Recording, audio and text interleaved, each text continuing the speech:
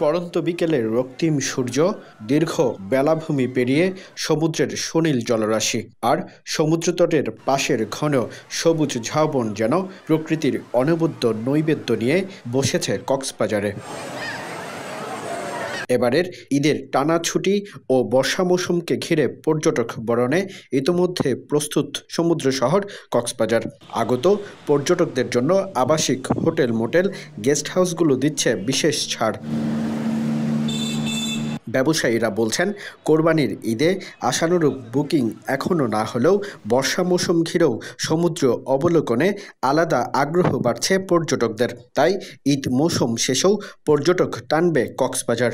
ঈদের এই ছুটিতে পরিবার পরিজন নিয়ে কক্সবাজারকে বেছে নেবে বলে আমরা মনে করি এবং আমরা পর্যটক বরণের জন্য ব্যবসায়ীরা মুখিয়ে আছে এবং আমাদের প্রতিষ্ঠানগুলোকে নবরূপে আমরা সাজিয়েছি। ইদানিং আমরা দেখেছি অনেক ঘূর্ণিঝড় হলে ঘূর্ণিঝড় দেখতে আসে, বৃষ্টি হলেও আমরা কক্সবাজারে ঈদের পর অবশ্যই কক্সবাজার পর্যটকের সমাগম হবে বলে আমি আশা করছি। তবে তারকামানের হোটেলগুলোতে দেখা গেছে ভিন্ন চিত্র।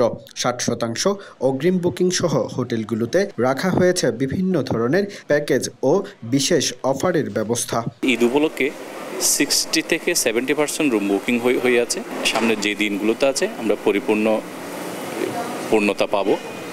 তবে ওই যদি তীব্র দাবদাহতা থাকে তাহলে হয়তো পর্যটক আসবেন কিনা এটা নিয়ে অনেক শঙ্কা আছে। এদিকে পর্যটকদের সেবা দিতে ও যে কোনো ধরনের হয়রানি বন্ধে বিশেষ সতর্কতার কথা জানিয়েছে জেলা প্রশাসন। যদি কোনো আমরা অনিয়ম শুনি, ভাড়া বেশি ডেকেছে বা খাবারের কোয়ালিটি খারাপ, ব্যবস্থা নেব। আগেও নিয়েছি আমরা, এবার আর কঠোর ব্যবস্থা নেওয়া হবে। পিচ এলাকায় সকল পয়েন্টে আমাদের সিসি ক্যামেরা আছে এবং আমাদের ক্যামেরার আওতা বৃদ্ধি করেছে এবার আর কি। আমাদের পর্যাপ্ত লাইটিং ব্যবস্থা আছে। আমরা আশা করছি আরও ভালো যাবে মানুষ ট্যুরিস্টের এই সিজনটা।